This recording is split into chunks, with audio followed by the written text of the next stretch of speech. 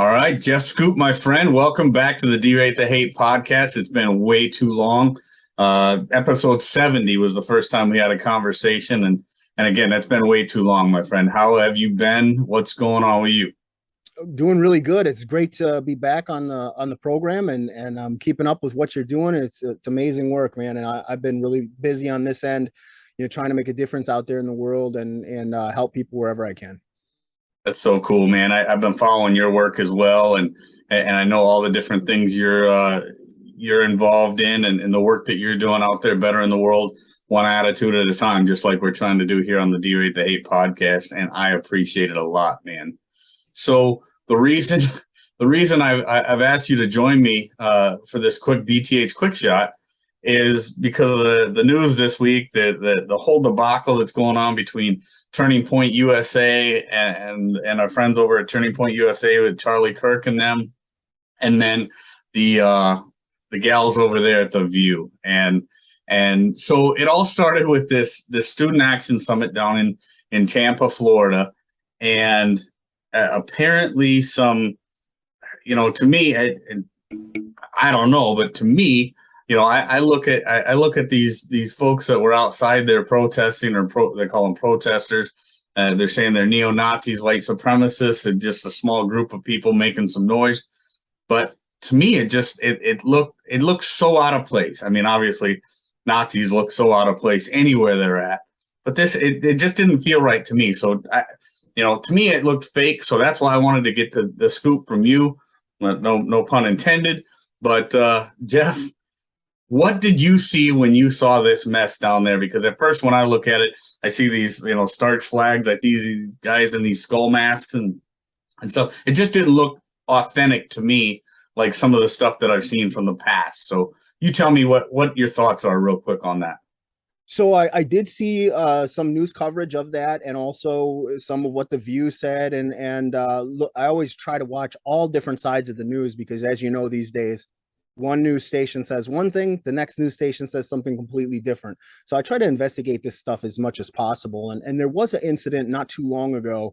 I don't have the date in front of me or anything, but where there was a Republican event, and there was guys that showed up dressed like the Charlottesville protesters, and it came out that was a staged interruption of that particular event. I want to say it might have been in during a Congress race there in Virginia. I think Glenn Youngkin. I think it was, okay, if I recall right. Yeah, and it was totally staged, and I mean they got caught red-handed on that deal. I mean, that was ridiculous. But so much of that, what we see today, and maybe that's why I see it as another staged event like that. But again, I've got no experience, with neo-Nazis or the NSM movement or whatever, and you do. So I knew you would be able to tell me, and you could school me on this, because to me it looked totally set up. Well, in this case, from what I can tell, look from the outside looking in, and having been in that world, in this case, it was actual neo-Nazis. There was at least one individual there wearing NSM gear. So I feel like what they're doing is, I mean, break it down, it's trolling is what it is. But the purpose of it is, there's no making sense of it. Really, there's no making sense of it, other than they're trying to piggyback on someone else's event, make publicity for themselves. And as you've seen with the media, throwing stones back and forth already at one another. Some were calling it, I won't even repeat what the View said, because I don't think it deserves to be repeated. But, villainizing the people that were inside, and I don't think that was appropriate, because the people that were inside, as we know from watching the news and different things like that, they denounced that. They didn't want nothing to do with that. So it's very strange that Nazis are out there trolling, so to speak. It's the best term I can come up for it, is that's what it is. It's trolling and trying to pick up off of someone else's coattails. Right. Yeah. I mean, they knew there was going to be cameras there, and they knew that they could get some attention. And I think you're probably right. I mean, I think they, no matter how many of them that were there were actually authentic neo-Nazis or whatever whatever they would be called. But Yeah, I think you're right. They knew that there was going to be a chance to get in front of a camera. And actually, some of the things that I've read, and you've probably seen it too, was as soon as they weren't getting any more, because people from the inside actually came out and confronted them. I know Turning Point USA had their security out there. We're trying to have them removed. They called law enforcement. Law enforcement were not able to remove them because it was public property, whatever the case may be. But so everybody that was there, that was supposed to be there, has condemned this in the most aggressive terms, which they should. And it boggles my mind, Jeff, when groups like this try to do this. And I think you're right. I think you say it very well when you say they're trolling. They're trying to piggyback on an event that they know that they're going to get the most airplay. And if they show up at, something that they know that the liberal media, let's just put it that way, or the left-wing media, is going to dive on this so-called and made up connection between conservative or Republican groups and some faction of neo-Nazis.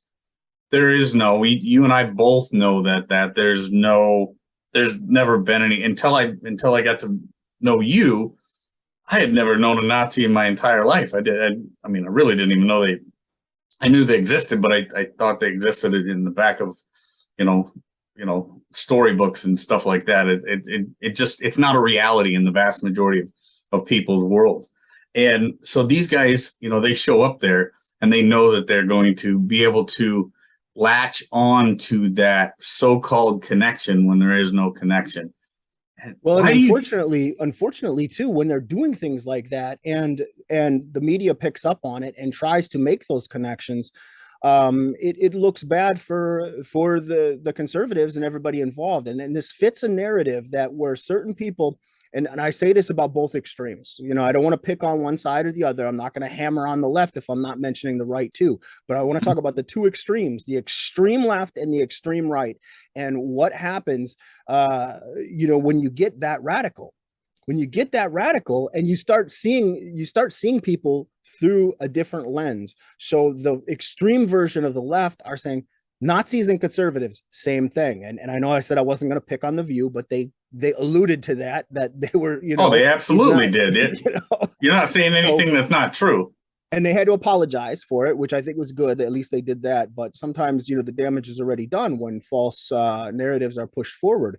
And on the right, you sometimes have people on the right labeling everybody on the left communists and things of that nature. I know I used to do that when I was involved in extremism. So I know how you can get to that point real quick. And I think it's really important that we as a civil society don't do that sort of thing, and that the media needs to be a little more responsible. And if you have people like especially a show like The View that has a lot of viewers, and you're doing irresponsible things like that, that's damaging not just to your audience where you're spreading a false narrative, but to our country, as to America, and that's a problem. No doubt, man. No, you couldn't have said it any better. I mean, number one thing, these guys are looking for attention. They're looking for attention. They're looking to get their message out there. Whether they were all real or some of them were real, like you said, there was at least one dude there that you knew had or not that you knew, but you knew or that he had NSM gear on. So we know that there was at least one authentic person, part of the movement there. And these guys, yeah, when they glom on and they know that they're getting that attention. The thing that I really want to stress for the DTH listeners here is the fact that, it doesn't help anything when people like The View, and you don't have to say it, but I'll say it because I don't know why The View personally, I don't know why The View hasn't been labeled a hate group yet, because almost everything that comes out of there is hateful towards anybody that has an opinion different than theirs. But that's completely, a completely different topic.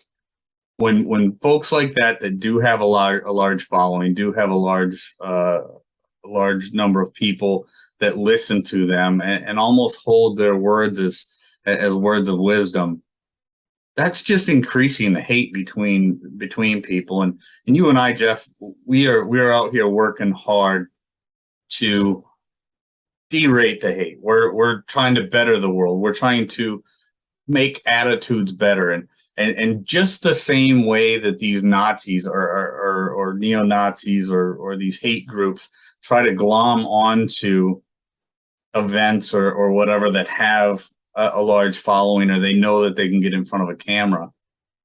The View's really doing the same thing. They're using their platform. They're using this large group of people that does follow them to try and exacerbate that hateful divide that's between people of differing opinions. And I really think that's unfortunate. So I want you, I know you've been doing so much work in the counter ideology to the hate that you were involved in for so long.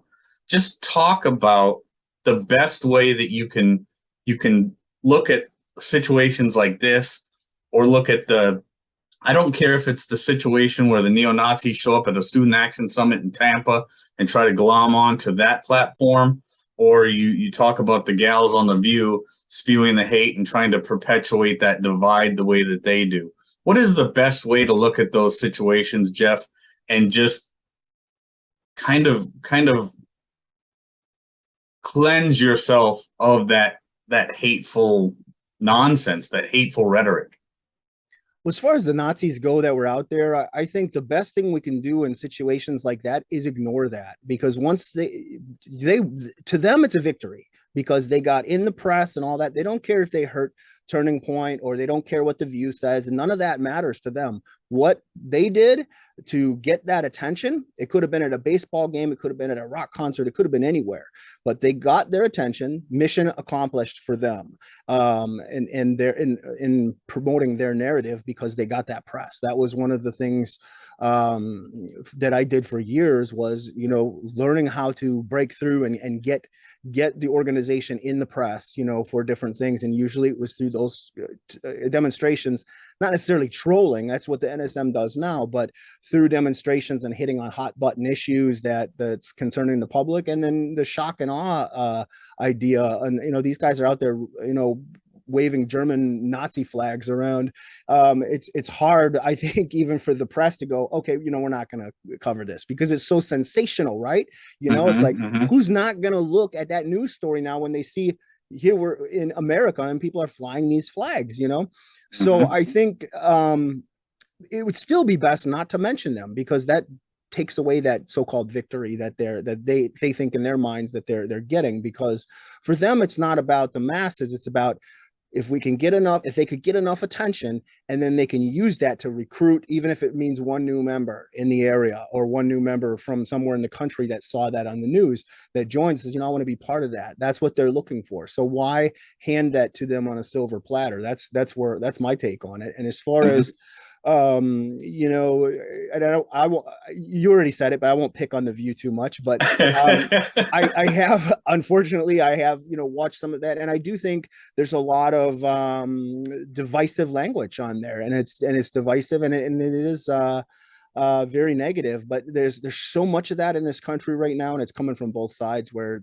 we're dehumanizing one another as human beings. And how to fix that is, we all don't have to agree on everything. That would be a really boring world of autonomous, sort of like a Soviet style dictatorship, if everybody was, thinking the same way and forced to believe the same way. How boring would that be? But just because we disagree with someone doesn't mean that we should hate them or minimize them or take away their voice or especially and dehumanize them. And I think that's what we're seeing a lot of. And I think it's a lot of our politicians see it as an opportunity to cause division and Yep. So I wish we could all just see one another as human beings. We can disagree, that's fine. We should disagree on different things, but when we start dehumanizing and hating one another, then there's a problem. Yeah, no, you're absolutely right. I mean, that the conversations have to be had.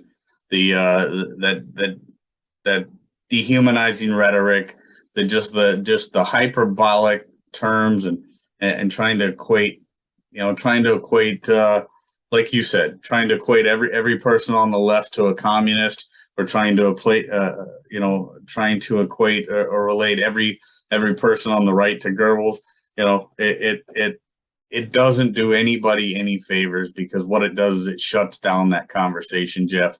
It makes people hate each other. And if we're not talking to each other, we increase the ignorance. If we increase the ignorance, we increase the fear and the hate and everything else. And you and I have seen so much of it. We know what that does. If we're not having the conversation, if we're not actually listening to people that want to bring us together versus tear us apart, we're not doing anybody any favors.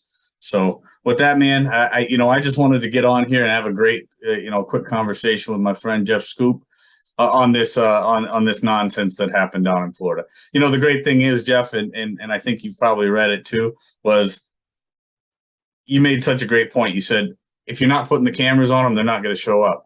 As soon as the cameras left, as soon as they weren't getting any more attention, that small group of people, they disbanded. They went away. They knew that they'd accomplished what they came to accomplish, and that was their mission. They were just there to do some trolling, and like I said, I didn't know whether they were valid. I didn't know if they were real, but they definitely wanted to come in and make some waves. And as soon as the cameras were gone, so were they. So thank you very much, my friend. I appreciate it. Thanks for joining me for DTH Quick Shot. Parting words for the DTH listeners, Jeff. What do you got? Hey, thanks for having me again, Wilk. It's an honor to be on this incredible program that you're doing, and the work that you're doing, healing the country and trying to bridge that gap and the divides. It's phenomenal. It's been an honor and a privilege to be here again today, and thank you. Great. I appreciate it, brother. Take care. Take care. Friends, if there's anything in this episode that provided exceptional value to you, please make sure to hit that share button. Share it with your friends, share it far and wide. And of course, if you haven't done so already, be sure to subscribe right from our website so you can get the Derate the Hate podcast sent to your email inbox every week. So this is Wilk wrapping up for the week, saying get out there, be kind to one another, be grateful for everything that you've got, and remember, it's up to you to make each and every day the day that you want it to be. If there is something that you would like to share with me, you can catch me on most social media platforms, or you can email me directly, wilk@wilksworld.com. With that, my friends, I am going to back on out of here, and we will catch you next week. Take care.